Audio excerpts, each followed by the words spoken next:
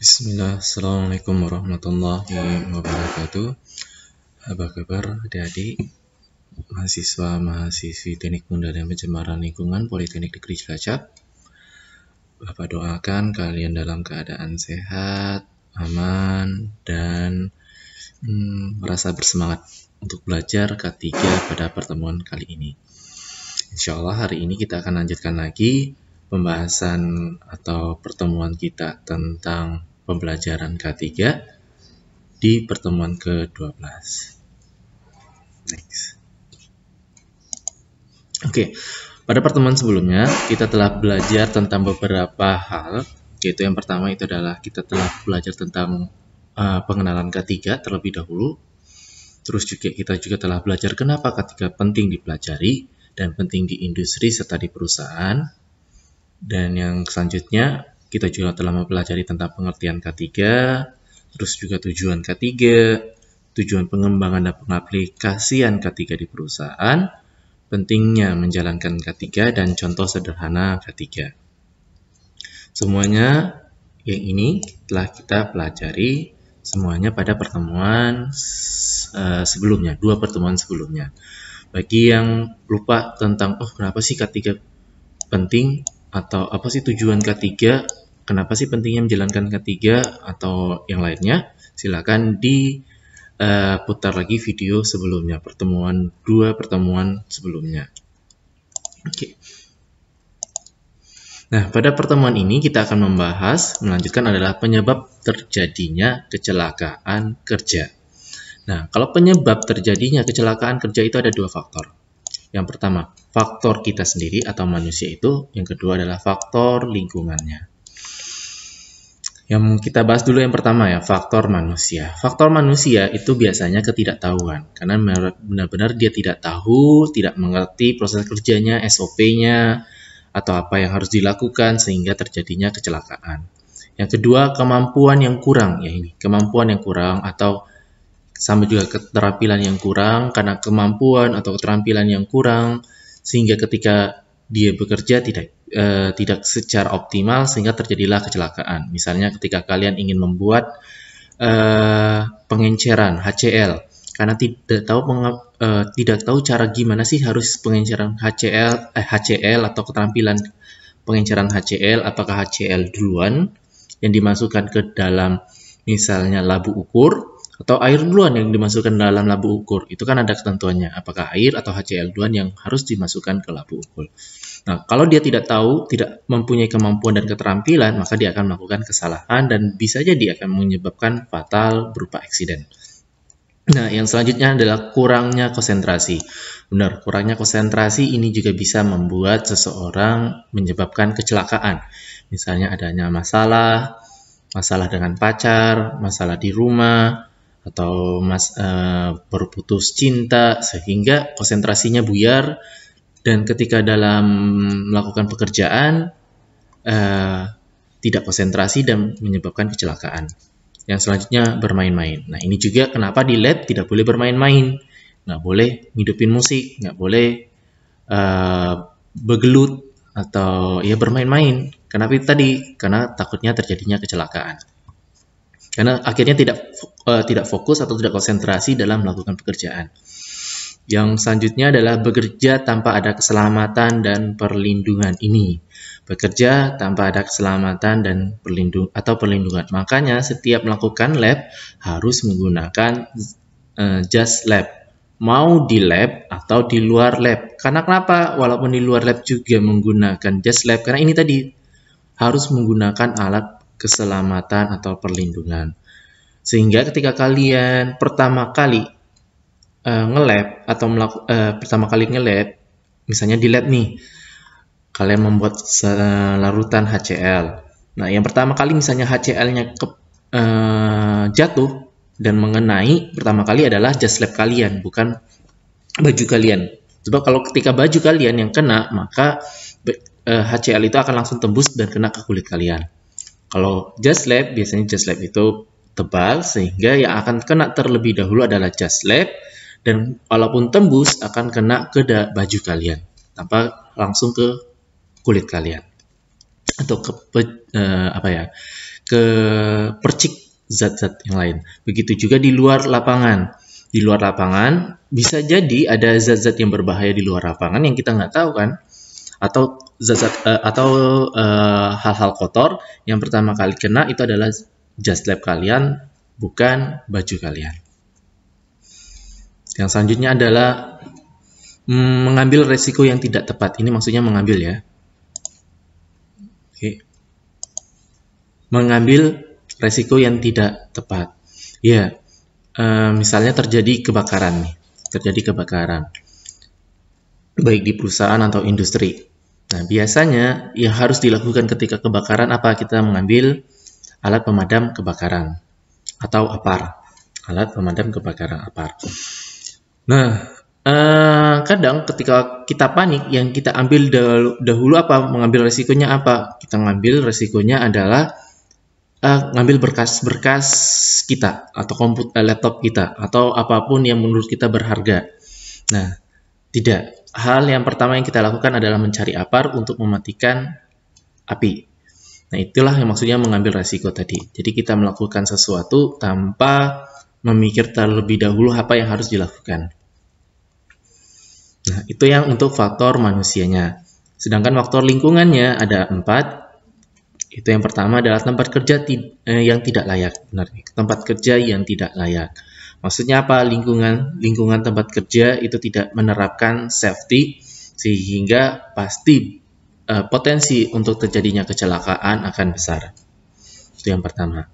Yang kedua, kondisi peralatan yang berbahaya. Benar, kondisi peralatan yang berbahaya. Misalnya tadi kondisi peralatan atau alat-alat peralatan yang bergerak ya. Misalnya kalian bekerja di lab tadi. Di lab itu pasti banyak bahan-bahan berbahaya. Bahan-bahan berbahaya. B3, bahan berbahaya dan beracun. Itu pasti banyak, di setiap lab pasti punya. Baik di perusahaan, di industri, ataupun di lab-lab universitas. Nah, ketika kalian, itu berarti faktor lingkungan ya. Faktor lingkungan yang bisa menyebabkan kecelakaan. Nah, ketika kalian tidak mendukung, faktor manusianya tidak terdukung, maka faktor lingkungan akan mempengaruhi faktor manusianya, sehingga terjadi kecelakaan tadi. Dan contohnya tadi pada faktor manusia ya, ketika kalian membuat larutan HCl, bahan berbahaya HCl B3.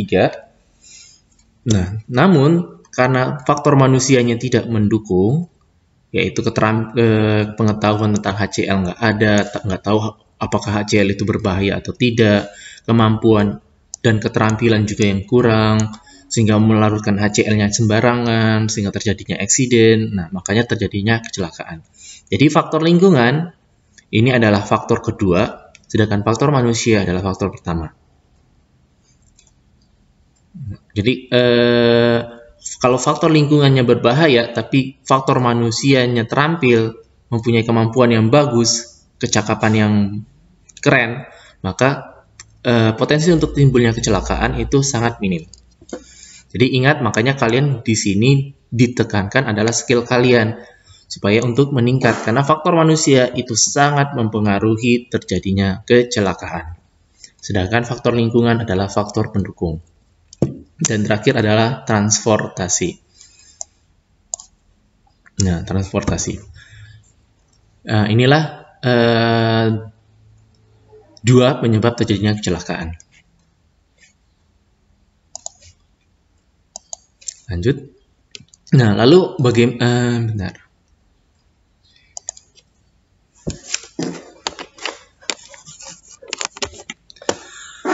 Lalu pencegahan cedera dan penyakit yang terkait dengan pekerjaan itu apa? Bagaimana maksudnya pencegahan? Bagaimana pencegahan cedera dan penyakit yang terkait dengan pekerjaan itu? Bagaimana pencegahannya? Itu ada 3 pencegahannya. Pencegahan cedera dan penyakit yang terkait dengan pekerjaan, yaitu menyadarkan para karyawan. Jadi menyadarkan, memberitahukan setiap karyawan, memberitahukan setiap mahasiswa, memberitahukan setiap pekerja mengenai bahaya-bahaya yang berhubungan dengan pekerjaan mereka. Jadi menyadarkan atau memberitahukan kepada setiap pekerja bahwa apa yang mereka kerjakan itu bahaya. Jadi bukan ketika ada orang yang memberitahukan itu bukan berarti menakut-nakuti, bukan. Tetapi inilah fungsi dari K3, menyadarkan atau memberitahukan bahwa apa yang dilakukan itu berbahaya. Oleh karena itu harus menggunakan pelindung. Bukan berarti, oh ini bahaya, udah ditinggalin, bukan. Tapi harus ada APD atau perlindungan diri untuk mencegah terjadinya kecelakaan. Yang kedua adalah memasang alat-alat kontrol produksi. Benar ini untuk industri harus menggunakan alat-alat kontrol produksi. Misalnya kalian melakukan proses destilasi di suatu industri. Di proses destilasi itu pasti ada suhu dan tekanan tertentu. Maka harus ada alat-alat kontrolnya, alat-alat kontrol untuk suhu, temperatur, dan tekanan tertentu. Nah, jangan sampai misalnya suhunya kelebihan atau tekanannya kelebihan sehingga alatnya itu overloaded dan over temperatur dan over pressure sehingga alatnya bisa terjadi ledakan. Nah, ini harus ada memasang alat-alat kontrol produksi. Nah, yang ketiga adalah menyusun prosedur kerja yang aman. Ya, ini SOP. SOP cara kerja di perusahaan pasti ada. SOP cara praktek pasti ada. Makanya ini ditekankan untuk menyusun prosedur kerja yang aman.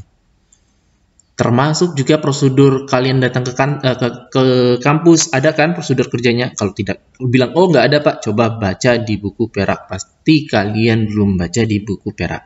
Perak adalah peraturan akademik yang disusun oleh Politeknik Negeri Cilacap, itu tertera sangat jelas di sana. Salah duanya yaitu mahasiswa ke kampus dilarang menggunakan baju oblong atau baju kaos. Itu ditekankan di sini. Makanya yang menggunakan baju kaos akan kena teguran. Termasuk juga penilaian. Termasuk juga mahasiswa ke kampus dilarang menggunakan sendal. Itu tertera banget di peraturan akademik. Buat apa itu? Kenapa nggak boleh menggunakan baju kaos? Kenapa tidak boleh menggunakan sendal? Harus menggunakan sepatu? Itu semua adalah prosedur-prosedur kerja yang aman bagi mahasiswa. Oke, yang aman bagi mahasiswa. Yang selanjutnya yang keempat, mendorong penggunaan alat-alat pengaman atau pelindungan yang layak. Maksudnya apa ini? Mendorong, maksudnya itu adalah mensupport ini apa ya? Pokoknya memberikan motivasi untuk menggunakan alat-alat pengaman atau pelindungan yang layak bagi setiap pekerja. Gitu juga kalian ketika masuk lab kan pasti diberikan oleh misalnya Bu Emma menggunakan sarung tangan, gloves atau menggunakan masker. Walaupun sekarang masa pandemi harus menggunakan masker. Seperti Bapak sekarang selalu menekankan kalian datang ke kampus harus menggunakan masker. Bila tidak menggunakan masker, silakan pulang atau membeli dulu maskernya dan baru datang lagi ke kampus. Nah, seperti juga Bapak juga menyuruh kalian ketika ada kumpul-kumpul, apalagi kumpul-kumpul organisasi, selalu tekankan tidak boleh bergerombol dengan jarak yang dekat. Harus ada protokol keamanannya, yaitu jarak yang jauh tadi. Karena buat apa? Untuk perlindungan yang layak tadi, perlindungan diri kalian yang layak untuk terhindar terjadinya COVID-19. Nah, selanjutnya fokus ke program keselamatan kerja.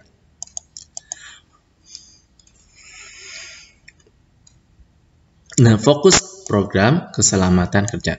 Program keselamatan kerja difokuskan pada dua aspek. Jadi ada dua aspek untuk program keselamatan kerja. Yang pertama, perilaku kerja, balik lagi ke manusianya. Jadi mindset manusia, perilaku pekerja, mindset pekerja itu harus dirubah. Selalu ditekankan. Kenapa?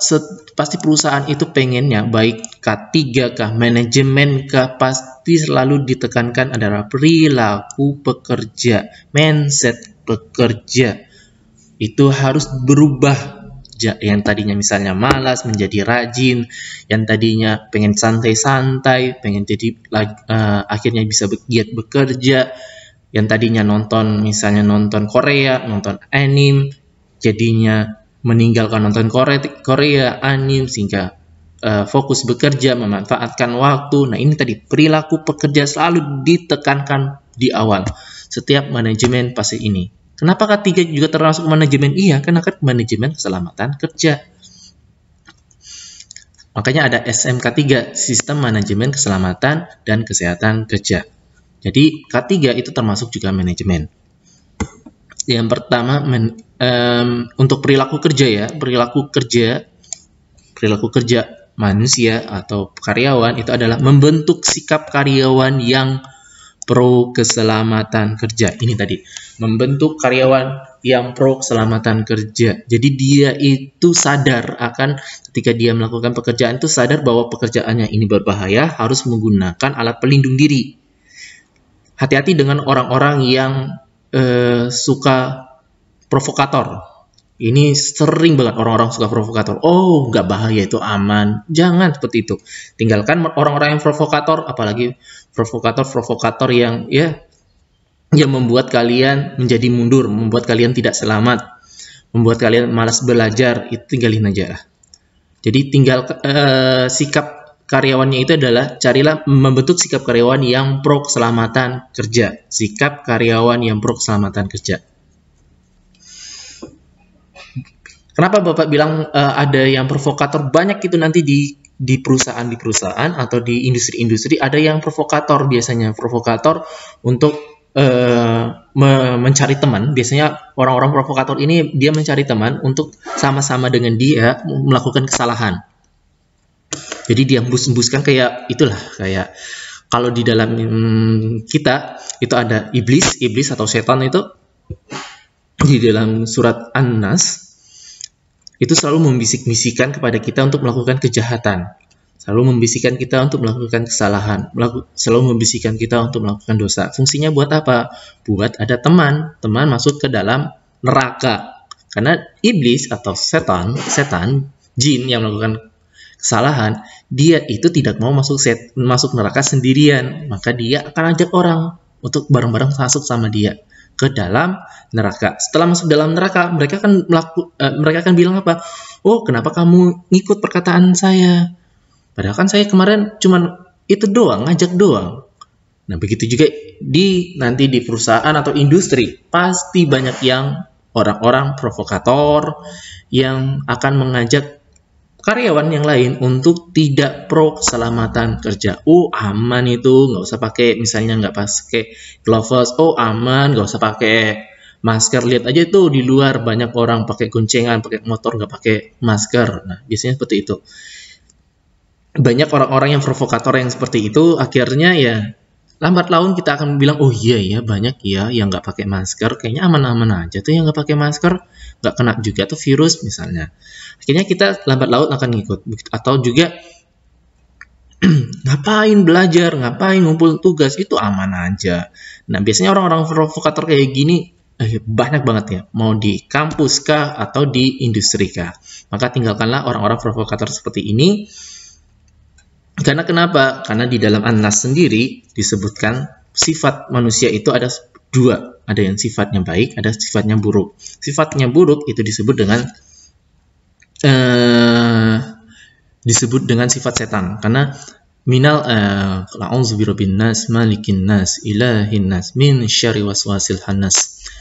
Alladzi waswisu fi sudurin nas. Nah, alladzi waswisu fi sudurin nas, alladzi yang menghembuskan hembusan-hembusan buruk ke dalam jiwa manusia, yang menghembuskan sifat-sifat buruk, yang menghembuskan hal-hal maksiat ke dalam manusia untuk melakukan maksiat, yang menghembuskan hal-hal dosa ke dalam diri manusia untuk melakukan dosa. Apa selanjutnya disebutkan Allah di dalam surat An-Nas? Minal jinnati wan nas. Siapa sih yang menghembuskan itu? Minal jinnati wan nas, yaitu dari golongan jin dan manusia. Jadi manusia pun juga disebutkan di dalam Al-Quran mempunyai sifat setan, yaitu menghembuskan sifat-sifat keburukan, mengajak manusia untuk melakukan keburukan, melakukan maksiat, memprovokator. Nah, ini ditinggalkan. Yang selanjutnya adalah yang kedua adalah mendorong upaya seluruh karyawan untuk mewujudkan keselamatan kerja. Ya, jadi dia mendorong seluruh karyawannya untuk mewujudkan keselamatan kerja mulai dari manajemen puncak hingga karyawan level.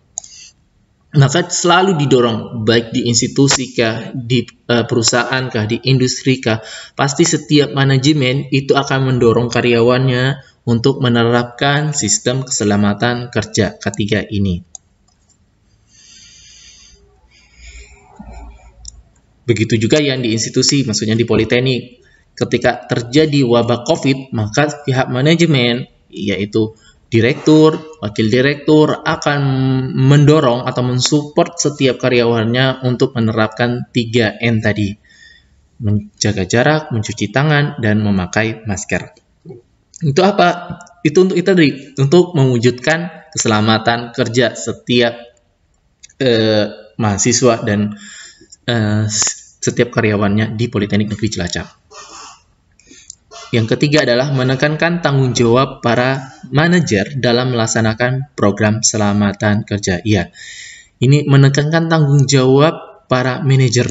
Karena iya benar. Karena setiap karyawan, atau lagi nanti ketika kita mempelajari undang-undangnya, Undang-Undang Nomor 1 Tahun 1970, Undang-Undang tentang K3, Undang-Undang dasarnya, itu adalah setiap manajer atau setiap atasan harus memberikan contoh, awal kali untuk memberikan contoh kepada bawahannya untuk melakukan keselamatan kerja. Misalnya nih, misalnya ketika masuk lab, mahasiswa wajib menggunakan jas lab, tetapi para dosennya misalnya nggak menggunakan jas lab. Nah, ini bisa tanggung jawab para manajer atau ataupun juga para yang melakukan pemberian materi itu tidak bertanggung jawab karena dia tidak memberikan contoh yang baik untuk melakukan program keselamatan kerja. Ini tercantum di Undang-Undang Nomor 1 Tahun 1970. Dan juga nanti di perusahaan juga seperti itu. Di perusahaan, setiap manajer atau atasan akan mendorong atau menekankan setiap bawahannya untuk menerapkan K3 tadi, menerapkan protokol kesehatannya, menerapkan perlindungan diri di dalam K3. Misalnya nanti di setiap perusahaan akan memberikan kalian baju APD misalnya, atau memberikan kalian gloves, itu di setiap perusahaan akan memberikan seperti itu, atau alat-alat perlindungan diri yang cocok di tempat kalian bekerja. Nah, itu untuk perilaku kerja. Jadi perilaku kerja itu baik dari setiap karyawannya, yang ini ya, karyawan, maupun di setiap manajer atau para pimpinan di suatu perusahaan atau institusi. Ini nanti kalian akan dapatkan di pelajaran ketika kita kupas di Undang-Undang Nomor 1 Tahun 1970. Lanjut, itu untuk perilaku kerja. Sedangkan kondisi kerjanya itu ada satu, mengembangkan dan memelihara lingkungan kerja fisik yang aman. Misal dengan menyediakan alat-alat pengaman. Oke. Jadi mengembangkan dan memelihara lingkungan yang kerja fisik yang aman. Benar.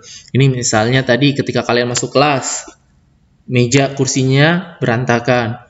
Maka apa yang dilakukan adalah memelihara lingkungannya. Memelihara lingkungannya apa?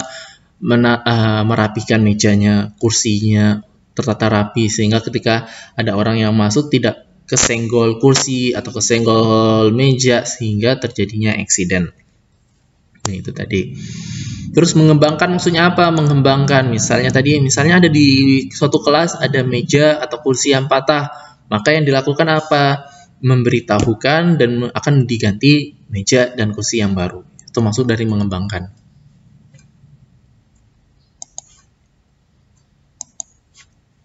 Prinsip ketiga itu ada 3, yaitu yang pertama adalah setiap pekerja bisa dilakukan dengan selamat. Setiap pekerjaan, pokoknya apapun pekerjaannya harus dilakukan dengan selamat. Itu K3, prinsip K3. Jadi apapun pekerjaannya harus selamat. Kayak minum itu ya, satu produk ya, apapun makanannya, minumannya. Titik. Nah, ini juga prinsip ketiga apa? Setiap pekerjaan harus dilakukan dengan selamat. Itu prinsip ketiga.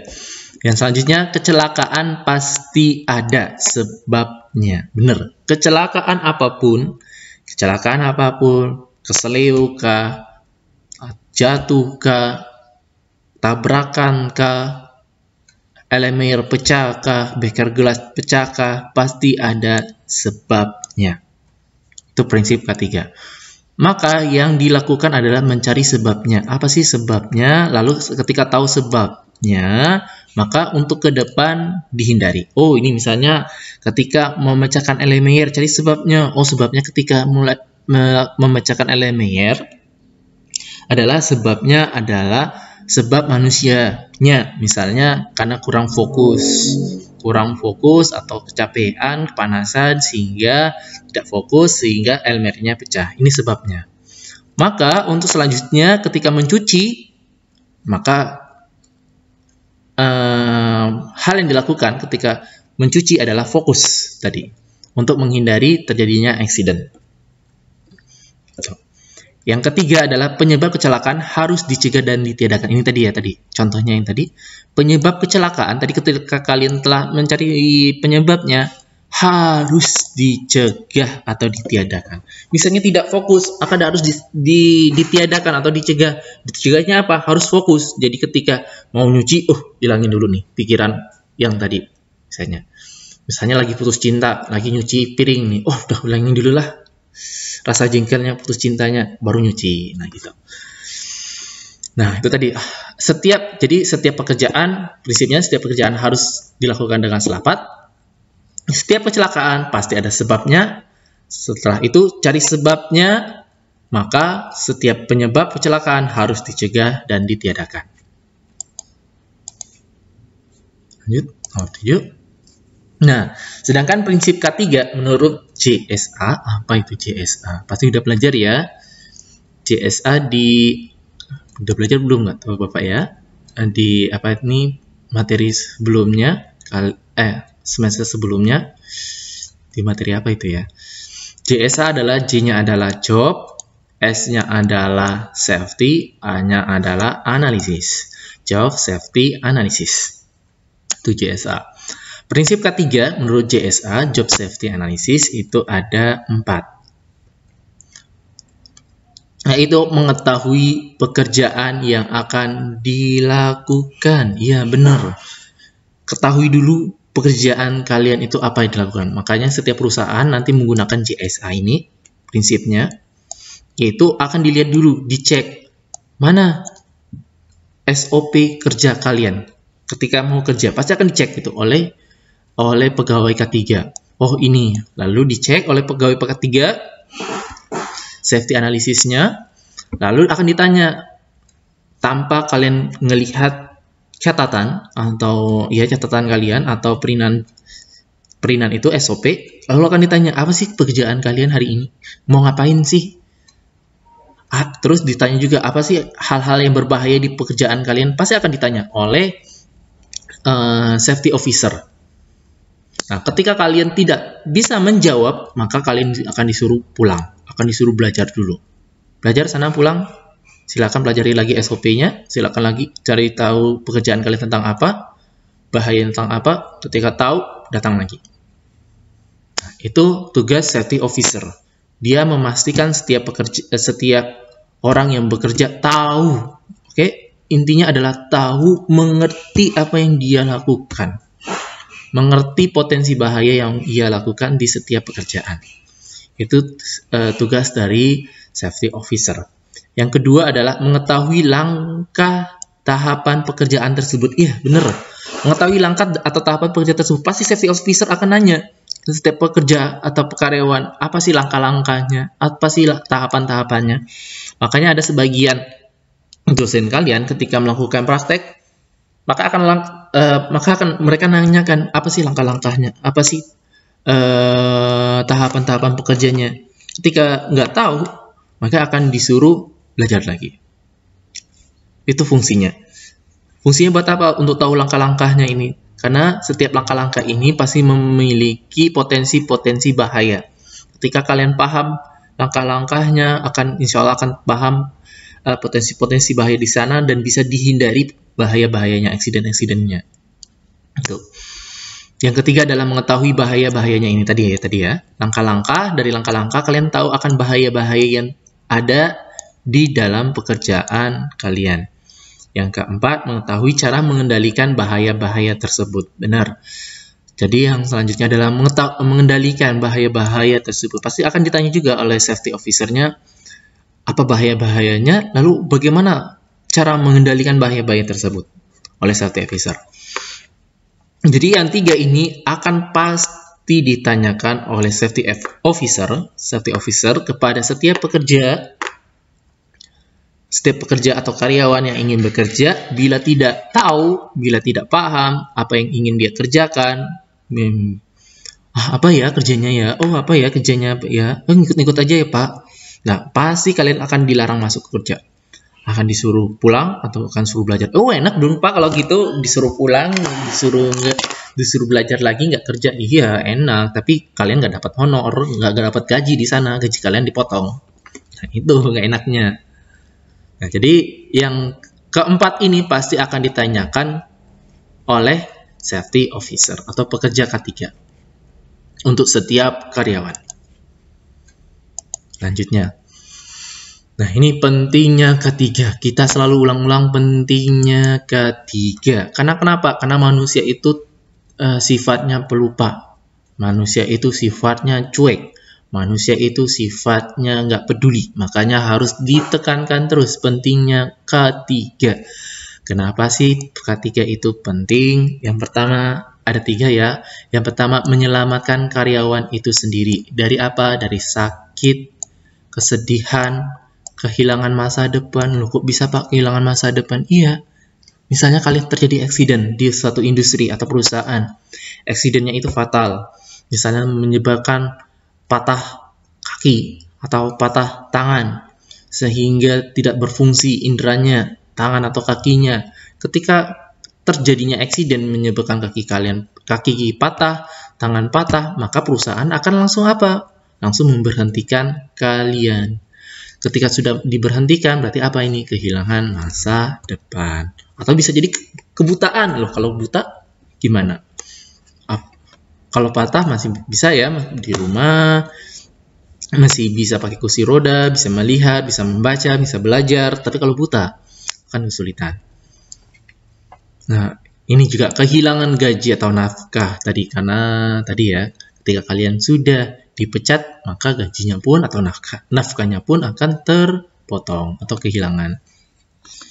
Dan selanjutnya adalah menyelamatkan keluarga dari, iya juga, tadi dari karyawannya sendiri, pekerjaannya. Kalau sekarang, keluarganya, menyelamatkan keluarga dari apa? Kesedihan, ya iyalah. Kalau misalnya suaminya kecelakaan, atau istrinya kecelakaan, atau orang tuanya kecelakaan, masa nggak sedih? Kakinya patah, nggak apa-apa lah. Nggak mungkin ya, pasti setiap kecelakaan pasti kita sedih. Walaupun kecelakaan itu sederhana, misalnya jatuh, sleo, pasti orang yang mencintai akan sedih melihat orang-orang yang dicintainya itu terjadi kecelakaan, terjadi kesakitan. Makanya ini tadi keluarga kenapa? Keluarga adalah orang yang mencintai kita akan sedih ketika kita terjadi eksiden, ketika kita terjadi sakit. Yang selanjutnya adalah masa depan yang tidak menentu. Ya, masa depan yang tidak menentu tadi akibat apa tadi? Akibat dari kehilangan gaji atau nafkah. Jadi masa depannya tidak menentu. Yang selanjutnya adalah kehilangan pendapatan. Ini juga efek dari yang ini tadi. Oke. Yang ketiga, menyelamatkan perusahaan dari, tadi udah karyawan, terus keluarga karyawan. Yang terakhir adalah perusahaannya. Karena kenapa? Karena perusahaan itu mikirnya adalah untung. Tanpa untung, nggak mungkin dia akan mencari karyawan. Karena dari mana dia akan membayar karyawan tanpa perusahaan itu untung? Oleh karena itu, karyawan juga harus memperhatikan perusahaan juga harus memperhatikan karyawannya. Supaya apa? Supaya keuntungan di suatu perusahaan itu selalu meningkat. Nah, dari apa? Pertama, kehilangan tenaga kerja. Benar, tenaga kerja. Apalagi kalau tenaga kerjanya udah ahli ya, sudah ahli di bidang itu, nggak ada yang tahu tentang hal itu, alat itu, atau proses itu hanya misalnya 1 orang atau 2 orang, pasti perusahaan akan kehilangan banget pekerja karyawan tersebut. Yang kedua, selanjutnya pengeluaran biaya akibat kecelakaan. Ya, ini tadi ya. Kecelakaan, karena setiap kecelakaan akan ditanggung oleh perusahaan. Kecelakaan apapun di suatu industri atau perusahaan akan ditanggung oleh perusahaan itu. Kehilangan waktu, benar ini. Ingat nih, waktu, karena terhenti kegiatan. Setiap kita pasti punya waktu. Maka gunakanlah waktu semaksimal mungkin. Jangan gunakan waktu untuk main-main. Jangan gunakan waktu untuk leha-leha. Jangan gunakan waktu untuk malas-malas. Jangan gunakan waktu untuk nonton film Korea atau anime. Boleh sih nonton, tapi nggak terlalu berlebihan. Segala sesuatu yang berlebihan itu tidak baik. Maka gunakanlah waktu kalian maksimal untuk kepentingan yang bermanfaat untuk kalian, kepentingan yang bisa mengembangkan potensi kalian. Jangan malas, jangan bilang capek. Kalau capek, setiap kita pasti punya capek. Setelah tidur capeknya hilang, yakinlah itu. Setelah tidur capeknya hilang, tinggal kalian mau enggak setiap hari memberikan potensi yang terbaik bagi diri kalian. Ingat, setiap manusia pasti capek, dan capeknya akan hilang ketika tidur. Setiap manusia, bahkan yang hidup pun pasti capek. Mau kucing pun, pasti kucing juga capek. Buktinya apa? Ketika dia capek, dia tidur. Dia berhenti, dia tidur. Kita, tiap manusia pasti capek. Ketika capek apa? Tidur. Setelah tidur, capeknya insya Allah hilang. Maka dari itu, jangan takut capek. Jangan takut capek. Karena capek itu bukti kalian mengasah skill kalian. Ingat, ketika kalian capek, itu bukti kalian mengasah skill kalian. Maksudnya capek ini capek untuk bekerja ya. Capek belajar, capek bekerja, capek kuliah, itu berarti kalian mengasah skill kalian. Beda dengan capek nonton film, capek shopping, capek jalan-jalan, itu beda. Itu tidak mengasah apapun. Itu malah menghilangkan waktu kalian. Pak, kenapa malah perginya ke situ? Karena kan K3 juga manajemen. Manajemen tentang memanfaatkan waktu, manajemen tentang keselamatan kalian, manajemen tentang kesehatan. Yang selanjutnya adalah melatih atau mengganti karyawan yang celaka. Ini tadi ya, melatih dan mengganti karyawan yang celaka. Aksiden. Karena itu tadi, akhirnya apa? Kalian kehilangan masa depan karena dipecat tadi. Maka si perusahaan akan mengganti karyawan yang celaka tadi. Atau melatih apa? Karyawan yang baru tadi untuk piawai dalam melakukan pekerjaannya. Selanjutnya adalah bahkan bisa sampai berhentinya produksi. Benar ini. Bisa terjadinya berhentinya produksi bila di satu perusahaan itu yang ahli menggunakan alat itu hanya 1 orang. Ini banyak terjadi di perusahaan-perusahaan. Ada orang yang expert di sana, orang yang advance, yang ahli banget, yang hanya dia yang bisa menjalankan alat tersebut atau mesin tersebut, sehingga ketika dia sakit atau dia terjadi kecelakaan, terjadi aksiden, maka produksi di suatu perusahaan tersebut akan terhenti.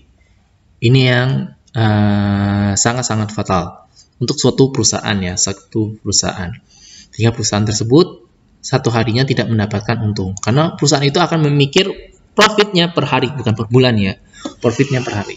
Misalnya suatu perusahaan dapat profitnya per hari 100 juta, maka kalau 1 hari aja dia tidak bekerja, berarti dia akan hilang uang 100 juta. 100 juta gede atau kecil? Gede kan. Itu kalau perusahaan yang profitnya 100 juta. Bagaimana Kalau perusahaan itu bisa terhenti gara-gara apa? Karyawannya terjadi accident. Maka benar-benar karyawan itu akan kerugian. Kalau sakit kan nggak sehari ya, sakit itu berapa hari ya? Bisa seminggu, kaliin aja seminggu, berarti 7 kali 1 juta, 700 juta ruginya. Itu aja untuk pertemuan kali ini.